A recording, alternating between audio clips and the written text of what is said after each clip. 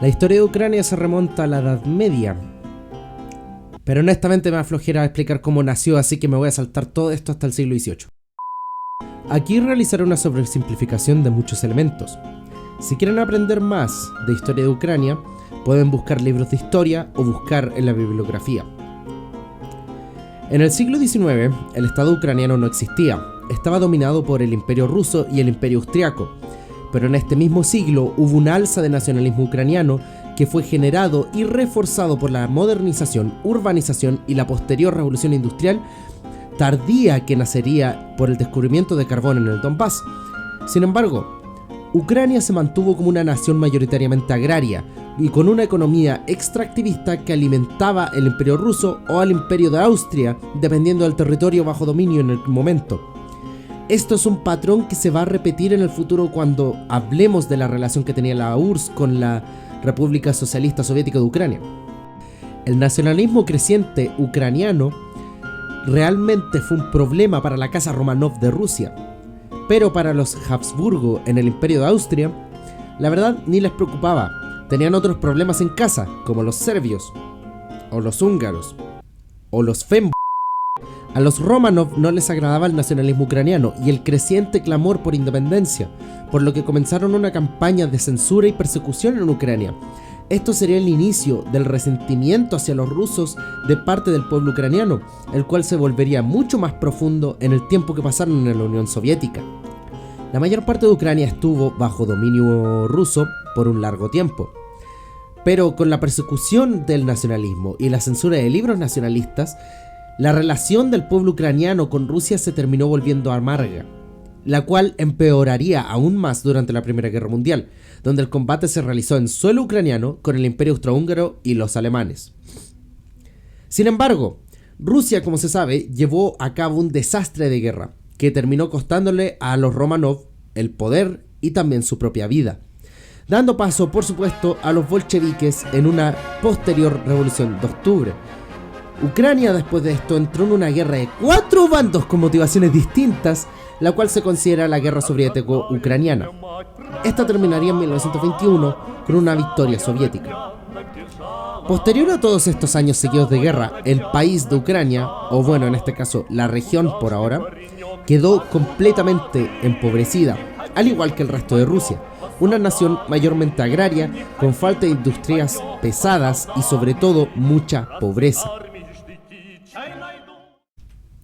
En la década de 1930, una famina golpeó a Ucrania, entre terratenientes que no querían soltar las tierras, ineficiencia de las cabezas de la República Socialista Soviética Ucraniana, donde por falta de sistemas de comunicación eficientes, Stalin no tuvo la menor idea hasta al menos un mes más tarde, por lo que el gobierno no actuó como debía, dejando al gobierno centralizado de Moscú en una elección difícil. O sacrificaban a Rusia para alimentar a Ucrania, o sacrificaban a Ucrania para alimentar al resto de la nación. La decisión era obvia, por supuesto. Esta famina causó la muerte de alrededor de 2.5 millones de ucranianos, de acuerdo con estimaciones históricas. Esto generó un descontento y un resentimiento contra Rusia, independientemente de quién fuera el culpable de la famina, reforzando las rencillas históricas de estas dos naciones. Durante los años posteriores las cosas no mejorarían mucho. La Unión Soviética fue un milagro económico y un baluarte de industrialización, prosperidad, y pasó a ser una nación feudal y completamente atrasada en todos los ámbitos económicos y sociales, a ser una superpotencia que rivalizaba contra Estados Unidos, en un espacio temporal mucho menor en comparación a cualquier proyecto de industrialización que se haya visto antes. El problema es que esta prosperidad no se repartiría de manera equitativa. Verán, vamos al mapa. Rusia es grande. Las distancias en Rusia son absurdas e industrializar todo es cercano a lo imposible. Por lo que si bien la capital Moscú gozaba de la vanguardia y lo último que podía ofrecer el Estado centralizado de la Unión Soviética, el resto de las naciones se atrasaban en los ámbitos de urbanización, industrialización, comodidades, etc.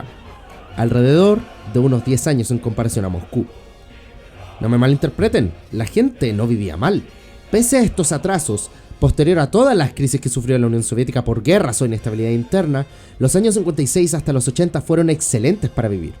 Tenías comida asegurada, servicios básicos asegurados, trabajo y vivienda en gloriosos departamentos prefabricados soviéticos, o como les digo, apartments.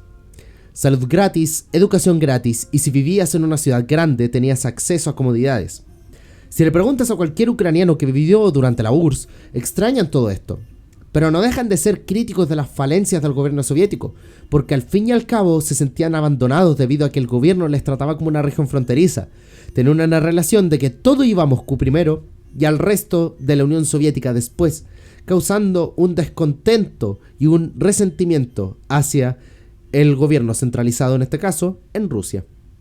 Esta relación se vería aún más manchada por el desastre de Chernobyl, que generó un descontento general en la población del sector por su envergadura y por el pésimo manejo que tuvieron las cabezas a la hora de manejar el desastre. Como verán, la relación de Rusia con Ucrania comenzó a deteriorarse en los 1800, pero estas rencillas no terminarían, incluso cuando consiguieron su independencia con la Unión Soviética disuelta.